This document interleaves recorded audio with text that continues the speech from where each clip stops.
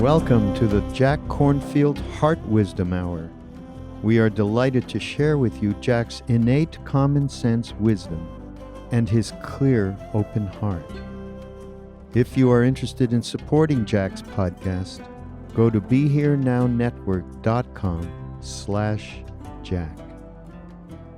It's so easy to get lost in the, whether it's the quotidian day-to-day things that we have to tend or in the problems and the crises that we face.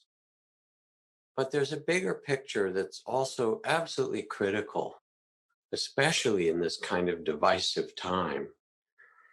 And that's what I want to talk about tonight. And I want to keep the teachings quite simple. They're more than anything just a reminder to you of something that you already know. Just as you can tune into the goodness of the world and of humanity in ways that don't come from the news.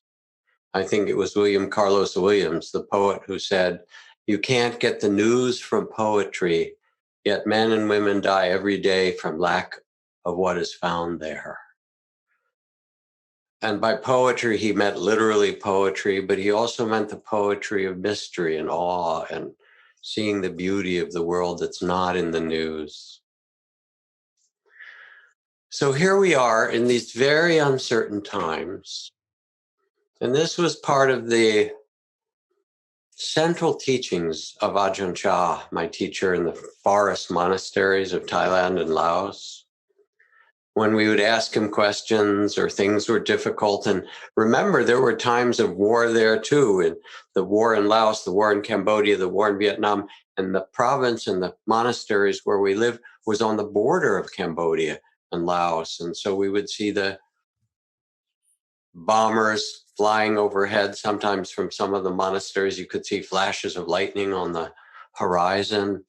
And we would ask all kinds of questions about what would happen with the war and how we should act and so forth. And one of his most frequent responses would be to smile and say, "It's uncertain, isn't it?" He wouldn't give us an answer. He wanted us to rest in the mystery. With the election, with racial justice, with the pandemic, with all the things that we're facing, climate change, how are we going to fix it? How will we get through it? "It's uncertain, isn't it?" he would smile and say. And so this is really an invitation to understand first equanimity, the first part of this teaching. And from the Dhammapada, the favorite verses recited from the Buddha for thousands of years.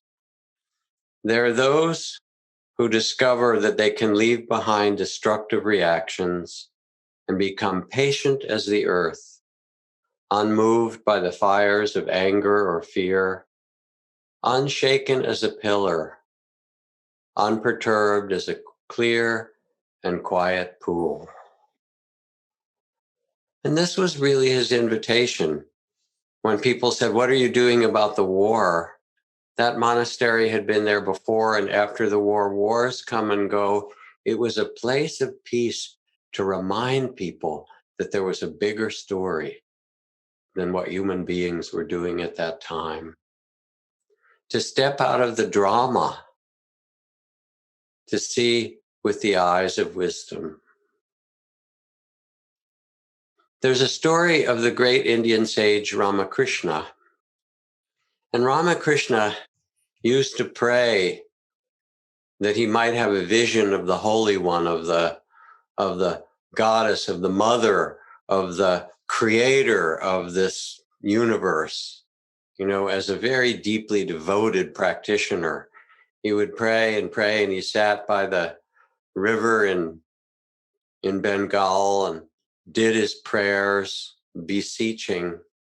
And it said one day, asking for a vision of the divine, as he sat on the edge of the river,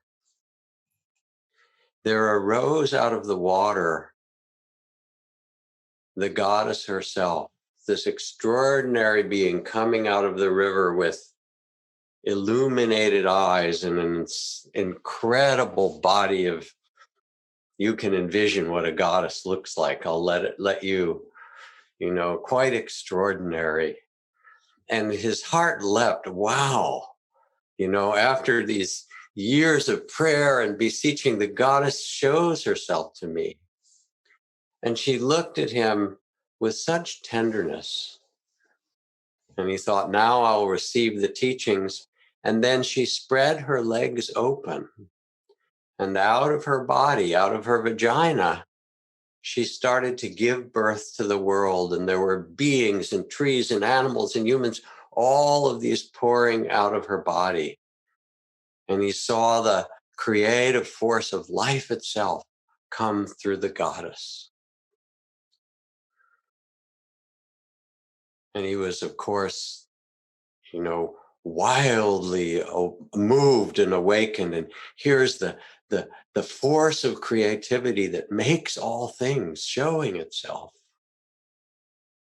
And then she looked deeply in his eyes and reached down and picked up a couple of the babies that had been born and put them into her mouth and began to chew on them.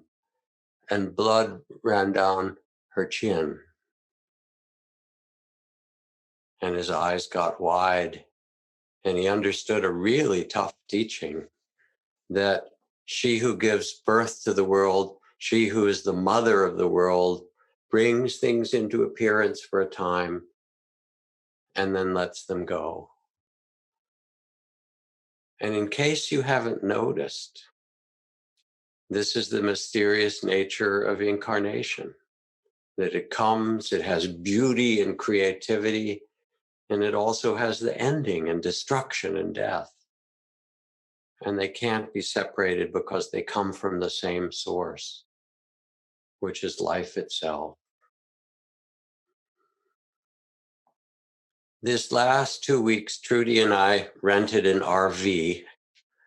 We became two old people tripping around in an RV in the Southwest to Zion and Bryce and the Grand Canyon and all these amazing sights, to the Escalante and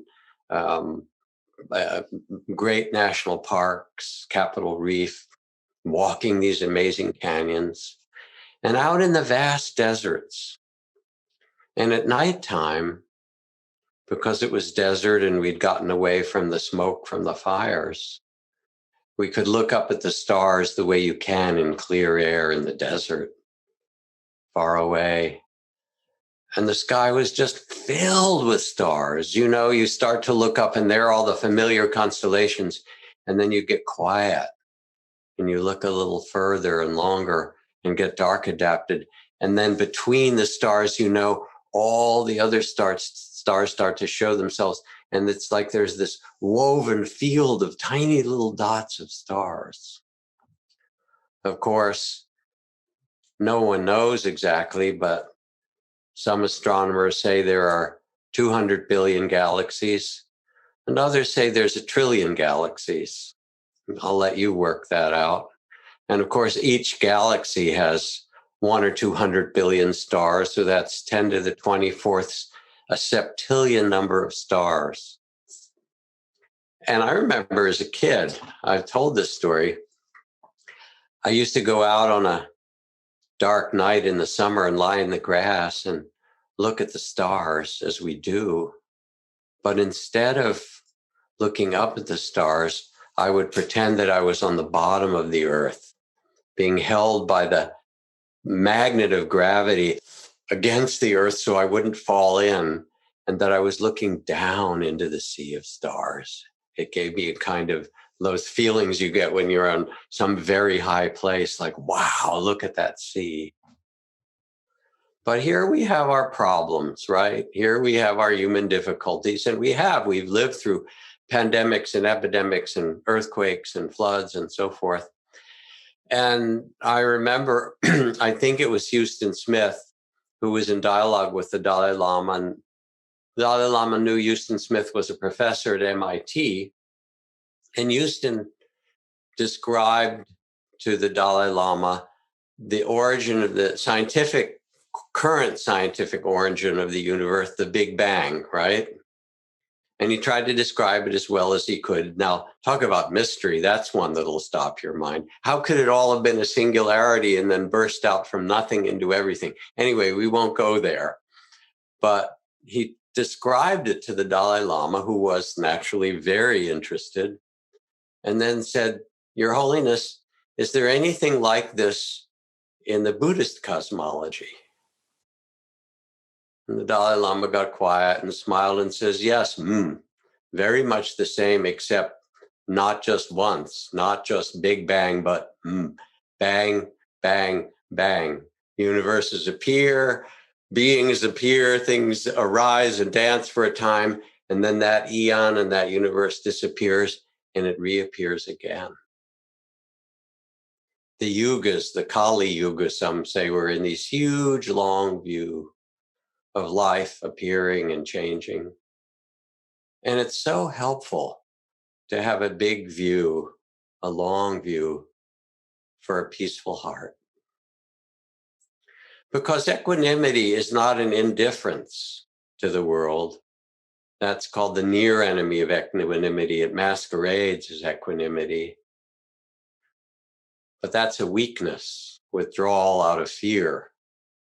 Equanimity is the perfect balance, the openness to the dance of life, just as it is.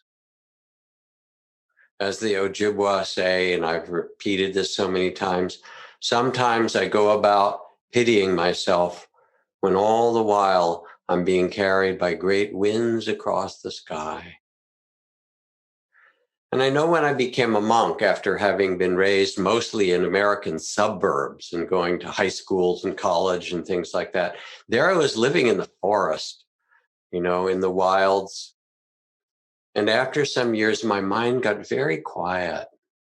And I got familiar with the phases of the moon and the cycling of the stars and the days when the monsoon rains would come, and then when they would stop and everything would be fresh and the green of the rice fields and the rhythms of life and the wild birds in the forest. And we used to have at one monastery, we would use these little sticks to tap the path at night because the bell to wake us up would be at 3 a.m. or 3:30, and we'd go gather to chant, and you'd tap the path so that the cobras and the other snakes would feel you coming, and they would get out of the way as you walked with a little candle in the dark or a little flashlight.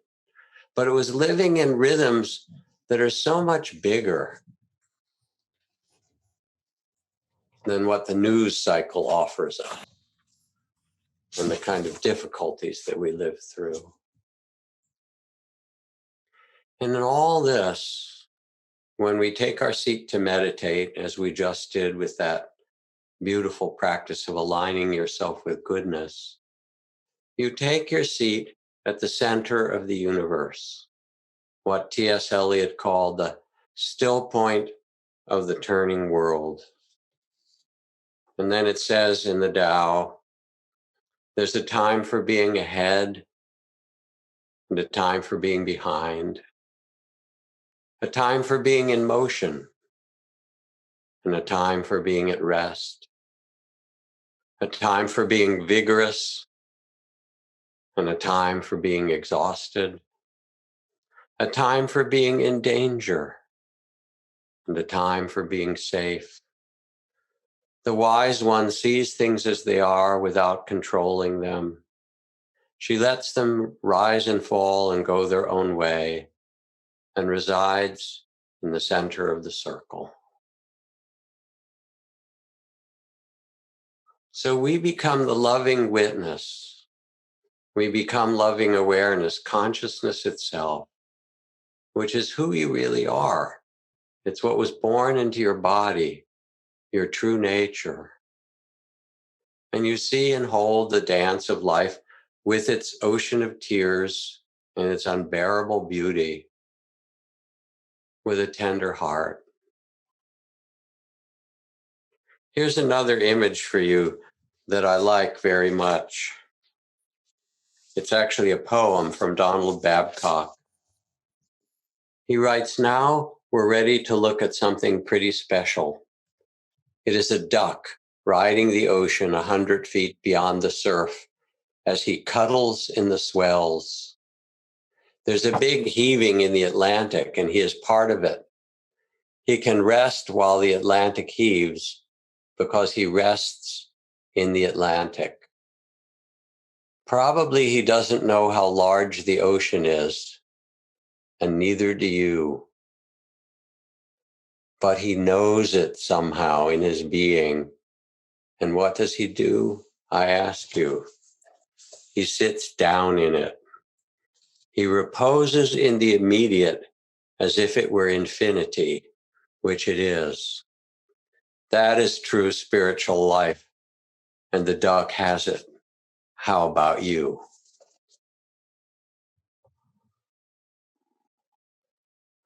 We need this at this time. We need to find the still point. We are the duck. We are the center, the still point in the vast ocean. And we can see with the eyes of mystery and awe. And remember, we've been given the gift of consciousness and a heart that can know heartbreak and unshakable love. All of these things. And having a sense of vastness when you turn off the news and look at the stars.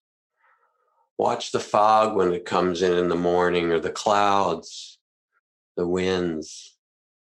Watch the turning of the leaves. Feel the cycles of life. And yes, we'll do what we need to do, but from a very different place. Now, this is the outer dimension of a peaceful heart. But there is another dimension that's also important to speak of beside vastness. And using Ram Dass's phrase, which I have stolen and kind of changed in my own way, but I'll put it in dear Ram Dass's words. He said, you need to remember your Buddha nature and your social security number. You need to remember your vastness, but you also have to remember the particulars, the minute particulars of this amazing incarnation, because as William Blake says, if good is to be done, it has to be done in the minute particulars. General good is the plea of the hypocrite, the flatterer, the politician, and the scoundrel. We won't go any further with that quote. I'll leave it to your own reflection. So when the Dalai Lama first came to the US at the very end, I think it was 1979, he came to visit our center in Massachusetts, Insight Meditation Society, IMS, in Barrie. And he also gave a lecture at Harvard University in Memorial Hall, or one of these big halls. And it was a special endowed chair for the Department of, I guess it was a religion or something like that. A special endowed lecture in which the great masters of the world and scholars would come. And he got up there. It was his first time being at Harvard. And he gave a 2 or 3 hour lecture on Madhyamaka and on some of the most abstruse teachings of the school of Nagarjuna that deconstructs everything, and then drawing on things from the Buddhist Abhidharma and so forth. And it was a fantastic talk, and I only understood about half of it. I mean, it was deep and amazing. And I actually had the feeling that he said, okay, I'm at Harvard. I'm going to show these people we've got the goods too. And he kind of opened the treasure chest of Tibetan Buddhism and said, you think you know philosophy and psychology? How about these thousands of years of this? And it was kind of extraordinary.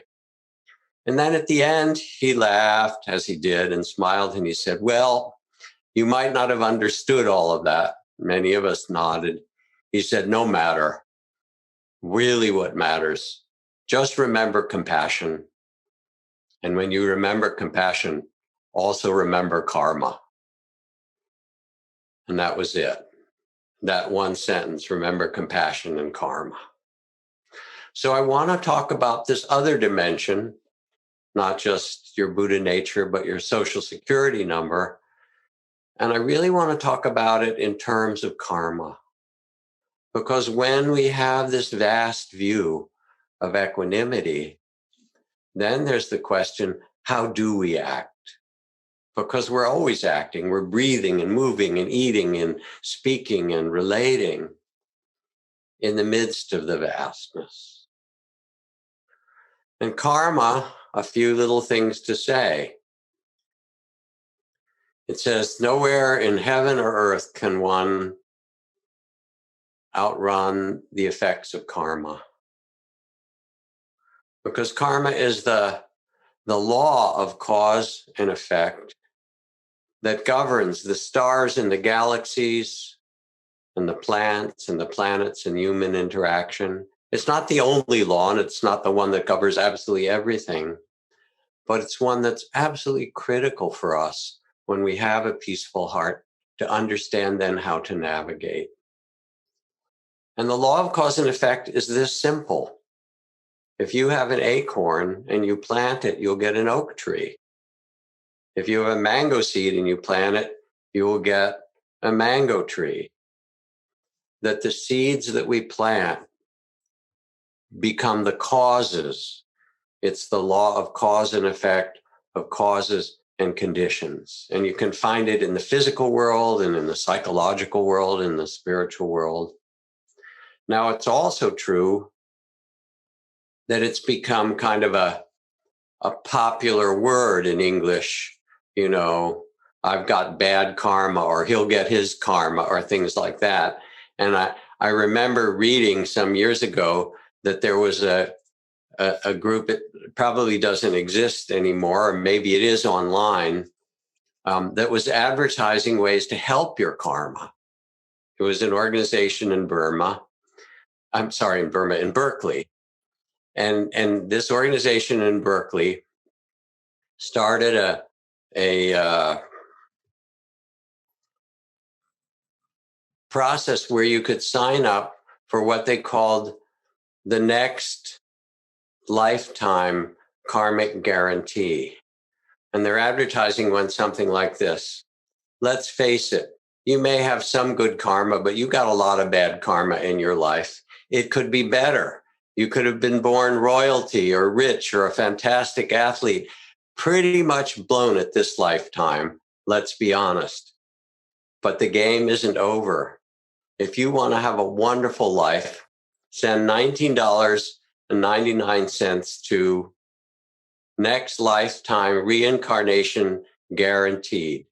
And we will send you a certificate that guarantees in the next lifetime. You can check off, do you want royalty? Would you like to be a star athlete? You know, what is it that you want?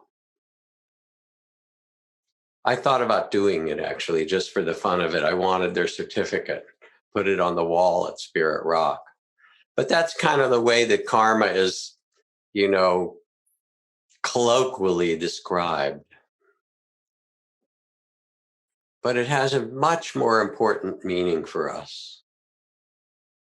And the key to karma for us as human beings, more than anything else, is intention. And so the way I like to describe it is that if somebody pulls their car out of their driveway and then crashes through the bushes of the neighbor's house next door and smashes into their living room, there are two kinds of karma that could be made. If that person who pulled out of the driveway in their car and then crashes into the neighbor's house did so because their accelerator stuck and they couldn't stop the car, there will be the lights, the sirens, the police, whatever, you know, the emergency vehicles. Are you okay? Because it was an accident crashing into someone's house. Now, that very same act, suppose that next door neighbor was really a problem for you and you hated him. And you got so overwhelmed with anger after he cut down all those beautiful trees on your property line and, you know, shot at your dog or whatever that neighbor did, and you were enraged. And enraged one day, you pulled out of your driveway and you couldn't take it any further. and the very same action, you at the wheel, the car crashing through the hedge or the fence into his house, absolutely the same thing. From outside, watching it, you couldn't tell any difference. But the intention was different. You were angry, and the neighbor comes out and starts yelling at you, and you yell back. And not only do the police come because they're worried, but then they take you away. And the difference in those two scenarios is so simple. It is intention. This is what makes karma come alive. The intention behind an act, and you can see it when you speak to another person. One of the best and most simple mindfulness practices, especially if you're upset, is to take a breath and a pause when you're upset before you speak or send that text or that email or something, and ask yourself, what's my best intention? And usually as you ask yourself, what is my best intention? You get a little quiet for a few breaths. Underneath that upset or that anger or that pain or frustration or whatever, you realize, I want to solve this. I want this to work out somehow. I want to figure this out. Or even, I love that person, even though I'm frustrated. And then your whole tone of voice changes because you sense your best intention, which is to make it work, instead of being caught with that intention of getting back or being right or revenge. And that little shift of intention, you tune in, changes the tone of your voice and changes the response you'll get in so many ways. Karma, in another way, is the planting of seeds or the nourishing of them. This is from Thich Nhat Hanh. The mind is like a piece of land planted with many different kinds of seeds. Seeds of joy, of peace, of understanding, of mindfulness and love. Seeds of craving, anger, fear, hate, and forgetfulness. These healthy and unhealthy seeds are always there in consciousness, sleeping in the soil of the mind. The quality of your life depends on the seeds you water. If you water a seed of peace in your mind and heart, peace will grow. When the seeds of happiness in you are watered, you become happy. When the seed of anger in you is watered, you'll become angry. The seeds that are watered frequently are those that grow strong. So this is the garden of the heart. But it turns out that with our words and our action, we can pay attention, mindfully, loving awareness, and notice what seeds are we planting. In the vastness of the cosmos, you are given the garden of life to plant certain seeds. And what seeds will you plant? I remember the story of, I don't know, maybe it was a decade or so ago, the BBC did a special program on the siege of Leningrad. And Leningrad in the Second World War was under siege for 3 years by the German army through terrible winters, terrible cold winters. And you know, thousands and thousands of people died. And this was the story as they began to interview some of the older people who'd been part of that time.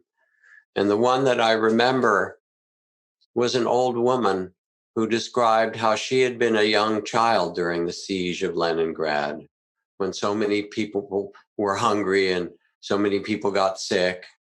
And she said her mother sent her down to get their weekly ration of bread. And she went out in the kind of icy rain and went to the shop and picked up their family ration of bread. And as she walked out of the shop, she slid on the ice and fell into a mud puddle, and the bread she carried fell into the muddy water and got ruined. And she was picking herself up and weeping. And another woman who walked out right after her walked over to her as a little girl, helped her get up, and broke the piece of bread that she'd been given in half and said, "Here, this is for you and your family." And then this woman, being interviewed by the BBC, said, "Come with me," and led the camera down through the railroad apartment to the kitchen at the end and opened a cupboard where there was a porcelain bowl, and opened the top of the bowl, and wrapped in a blue napkin, she said, "Here." And there was a little bit of that piece of bread that she'd saved for 60 years. And she said, that bread that was given to me by that woman to our family, she said it was that spirit that got me through the war, that got me through all of that time.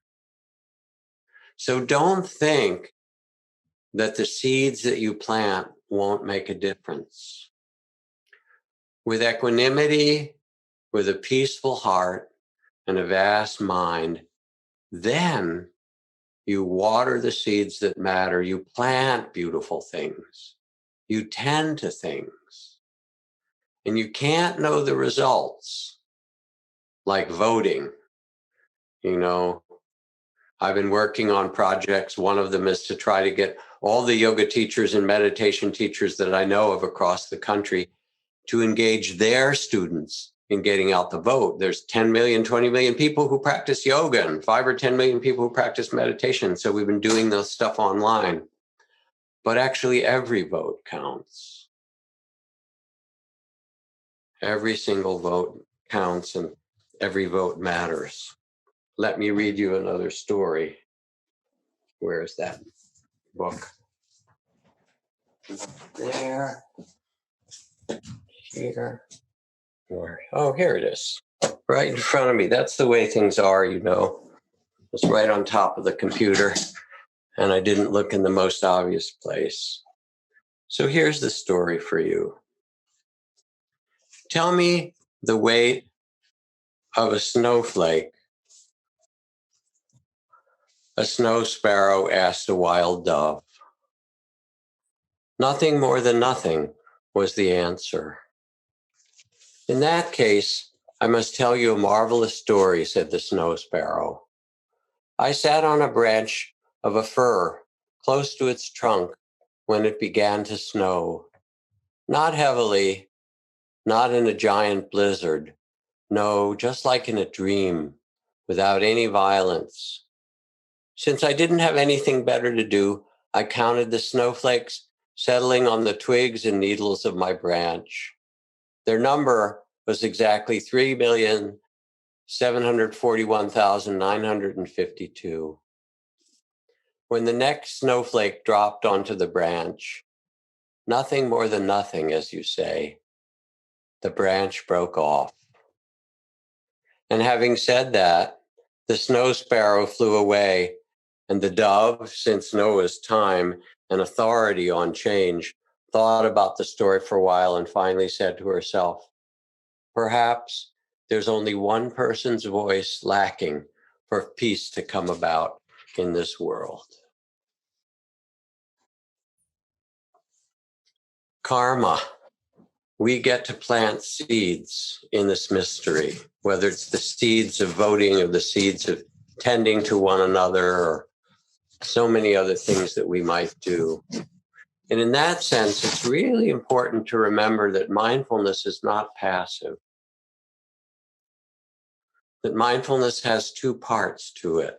Sati Sampajanya, it means mindful presence and mindful response.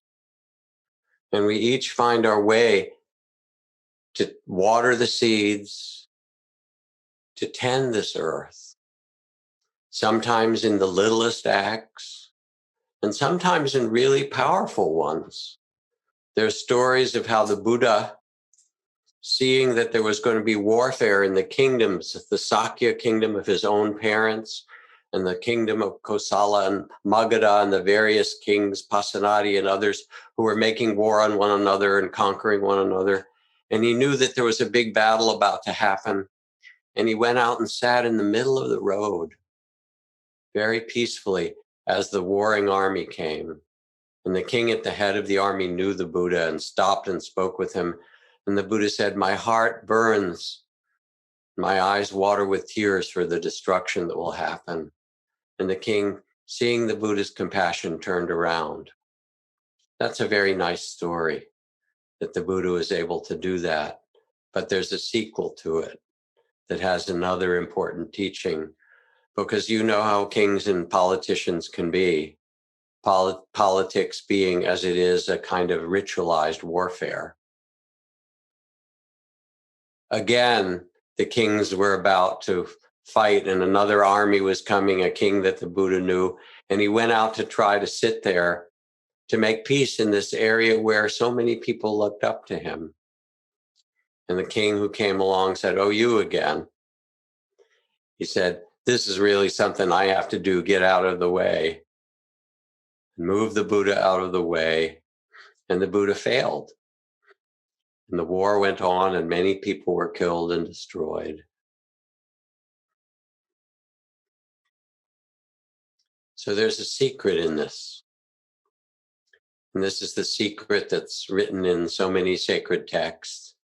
And now you get it tonight for whatever you paid, which is mostly your good-hearted attention. And the secret is this: to act well, to plant seeds of goodness, to act well without attachment to the fruit of those actions. Because it's not up to you to decide whether the seed will sprout or how long it will take or what it will do. You don't get to choose that. What you get is to plant beautiful seeds. And sometimes you plant the seeds of a redwood or a sequoia, and you won't see it grow much in your lifetime, but someone else will. This is the passage from Thomas Merton I read so often that describes it well. Writing to a young and frustrated activist, do not depend on the hope of results.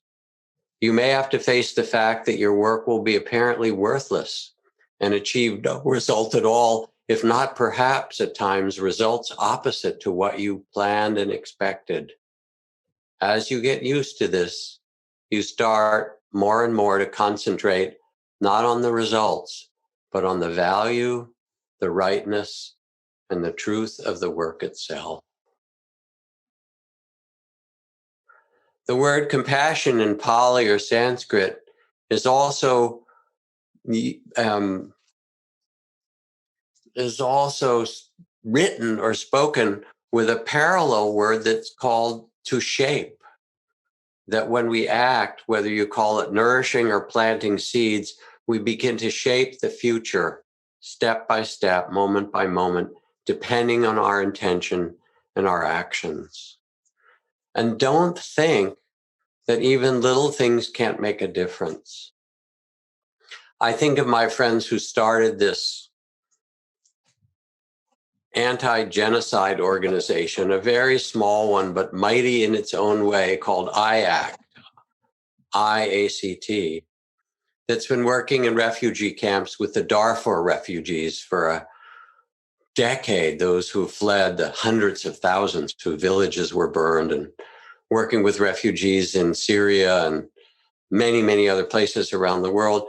And what they do is they went and they sat with the refugees. They mostly sit with the women and say, we want to listen to you. We want to hear your stories. And then we want to know what it is that you most want.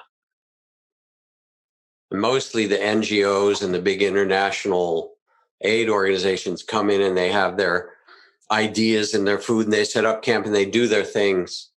But this is the opposite. This is trust philanthropy. This is listening to those who are on the ground and saying, well, how can we empower you? How can we support you? What do you want if you were in charge?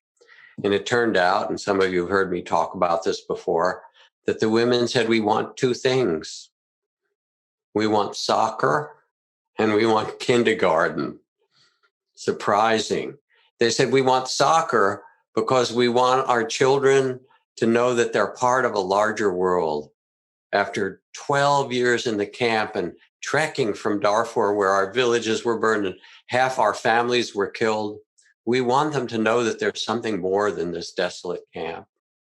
And we want kindergarten so that our littlest ones can realize that they can learn. So they set up these ponds, they call them of little schools, little ripple ponds for the kindergartners to begin to understand that they could learn, starting to set up a school system. And they brought soccer balls and a coach. And gradually in the last years, they built a team called Darfur United. And of the best players that started to play barefoot with these soccer balls on these desolate camps in the desert, they raised enough money to go to the international football soccer tournament that FIFA and the international organization allows for the non-aligned, those who don't come with a passport, those who aren't representing a particular country, but that are representing a people. And this group were flown first to the games in Macedonia, people who were mostly barefoot their whole life. They got soccer shoes. They stayed in a hotel. They rode an airplane. They were just totally astonished. And their goal, their desire in the playoffs was just to make one goal. And they played a series of games and they mostly lost. And on their last game, playing against quite a good team, one of their players got the ball and rushed down the field, got around some others, and made a goal. And the team just erupted in joy and tears. And when they went back, everybody wept. There is so much goodness in the world. We are tied, as Martin Luther King says, in a single garment of destiny, all of us together. And the acts that you do, the vote that you vote, the people that you speak with a good-hearted intention, the care that you bring to the world, you are watering the seeds that create our future. Can we destroy? Yes, as human beings. Can we rebuild? Also, yes. As Mahatma Gandhi has said, when I despair, I remember that all through history, the way of truth and love has always won. Yes, there have been murderers and tyrants, and for a time they seem invincible. But in the end, they always fall. Think of it, always. And we align ourselves from the vastness of our heart, trusting the unfolding. We plant the seeds of goodness.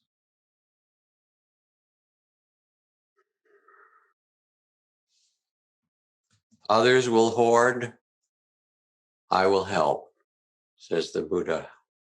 Others will deceive, I will stand up for truth, says the Buddha.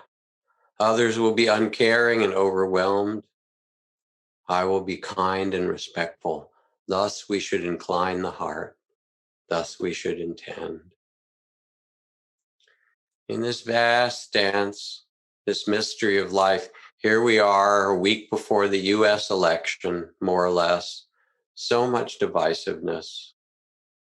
Let your heart be a zone of peace. Yes, there's great suffering, and we can tend to it and try to alleviate it, but align yourself with the billions of acts of goodness. So much goodness on this earth, with mercy and awe and beauty. Henry David Thoreau says, though I do not believe that a plant will spring up where no seed has been, I have great faith in a seed. Convince me that you have a seed there, and I'm prepared to expect wonders.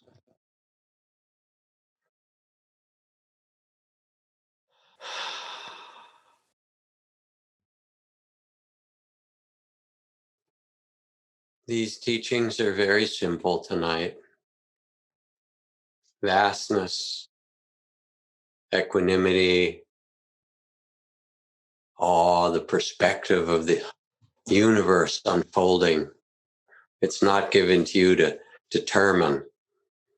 It's so amazing to just step out and look at the stars, to feel yourself a part of this web of life,